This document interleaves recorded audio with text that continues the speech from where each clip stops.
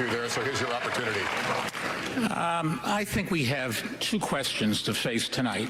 One is, who can beat Donald Trump? And number two, who can do the job if they get into the White House? And I would argue that I am the candidate that can do exactly both of those things. I'm a New Yorker.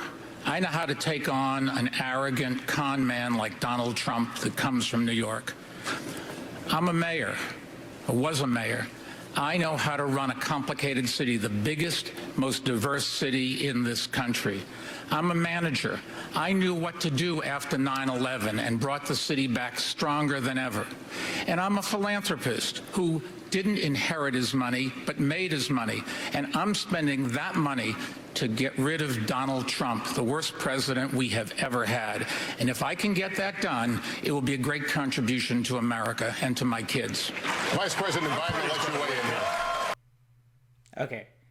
You don't have a stand on both of those accounts because you're saying that one, who can beat Donald Trump, and second, who can get things done. So when it comes to beating Donald Trump, you can't even beat the people on the podium there.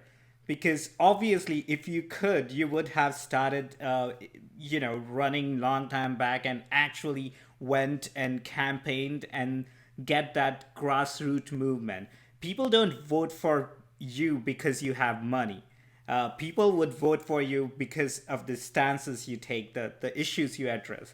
So you don't have any ground, you don't have any base, you don't have any support except for the people who are accepting your money. And once that money is gone, you are gone.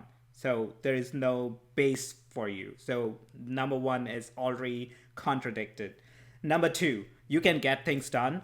Well, even if you can get things done, which is questionable because you made things worse when you were mayor of New York, and you either, I don't know if it was intentional or if you were trying to get things done. Because if you were trying to reduce crime, and if that's your get things done, then by implementing stop and frisk, you made it even worse because you incarcerated so many innocent people, or at the very least, you made their lives like living hell. So your definition of get things done is actually impacting people in the negative way. So you are terrible on both accounts. So you have no say to kind of make that argument in the first place.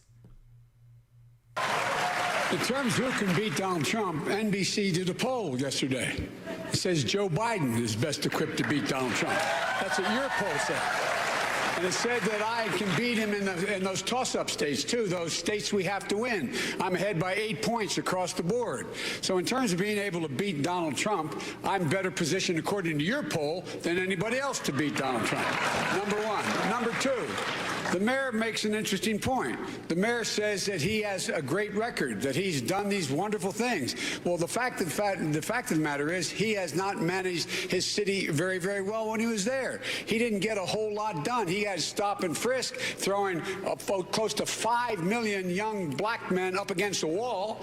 And when we came along in our administration, the President Obama, and said we're going to send in a moderator a mediator to stop it, he said that's unnecessary. So we're going to get a chance to talk about the mayor's record. But in terms of who is best prepared to beat Donald Trump, look at your poll and what it says. Mayor Buttigieg, you'd like to weigh in?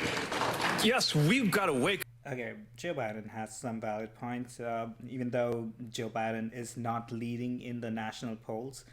But regardless, I mean, that's the argument I was making a few minutes back, that Mike Bloomberg actually made things worse. Up as a party. We could wake up 2 weeks from today, the day after Super Tuesday, and the only candidates left standing will be Bernie Sanders and Mike Bloomberg, the two, which would be great if you are not in the race, most polarizing figures on this stage. And most Americans don't see where they fit if they've got to choose between a socialist who thinks that capitalism is the root of all evil and a billionaire who thinks that money ought to be the root of all power. Let's put forward somebody who actually lives and works in a middle-class neighborhood in an industrial Midwestern city. Let's put forward somebody who's actually a Democrat. Look. What is the definition of a Democrat? You're not a Democrat by the older standards, when Democratic Party used to be Workers' Party. You're a Democrat in the newer definition of Democrat, which is party establishment who have a traditional way of taking funding from rich people, and once get in power, implementing the policies which benefit those people.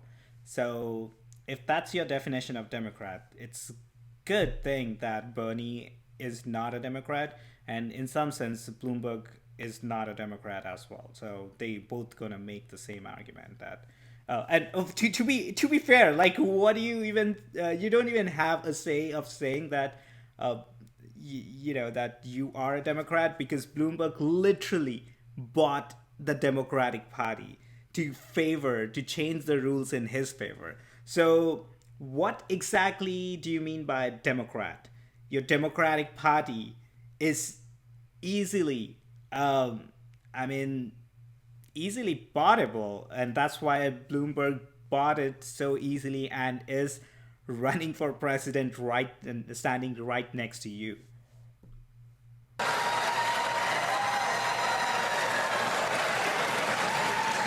We shouldn't have to choose between one candidate who wants to burn this party down and another candidate who wants to buy this party out. Look, we can do better. Senator.